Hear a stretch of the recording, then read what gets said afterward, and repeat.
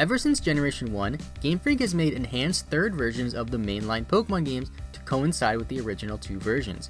These third versions are, for the most part, very similar to the main two games, only featuring some slight enhancements.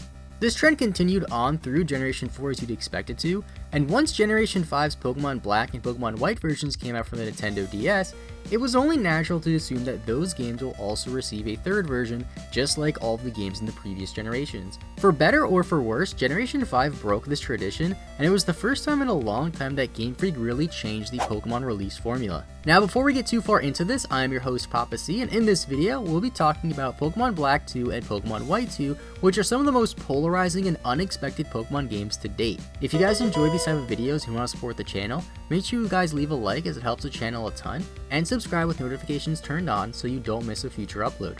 Back in 2011, when Pokemon Black and White were released worldwide, players were quick to speculate on what the next Pokemon game would be.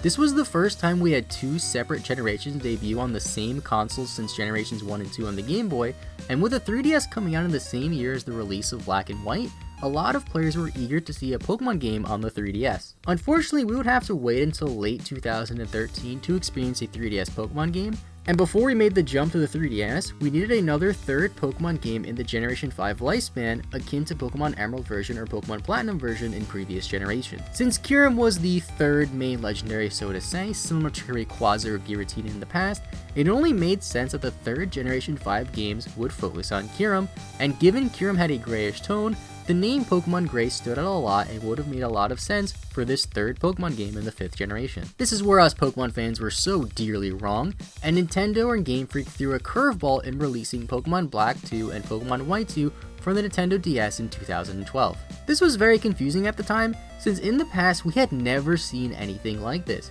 Instead of having one game to finish off the generation, we now had two.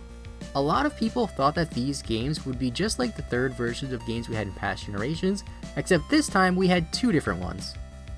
This made a lot of fans upset, thinking Nintendo or Game Freak did this just to sell more copies of the game, but as we got closer to the 2012 release date of Pokemon Black and White 2, we learned how different and unexpected these games really were.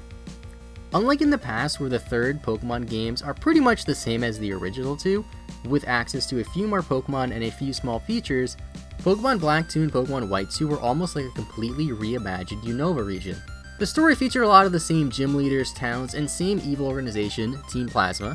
However, Black and White 2 added so much more to make it feel like a brand new Pokemon game compared to the original Black and White version. The story largely focuses on Kyurem and Colress at this time, and characters from the first Black and White games like Bianca and Sharon are now much older and onto bigger and better things, both of which help you along on your journey. There's new towns, and new protagonists, and different gym leaders as well.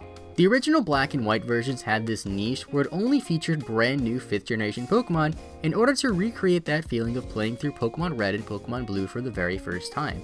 5th generation was a soft reboot for the series, if you will, and although the 5th generation gets a lot of criticism, it gave us some of the best Pokemon we ever had, as well as some of the best Pokemon games in the franchise in my opinion. Pokemon Black 2 and Pokemon White 2 were pretty much completely unheard of for Pokemon games at this time, and in my opinion this is what makes Generation 5 the most underrated and underappreciated generation of Pokemon out there.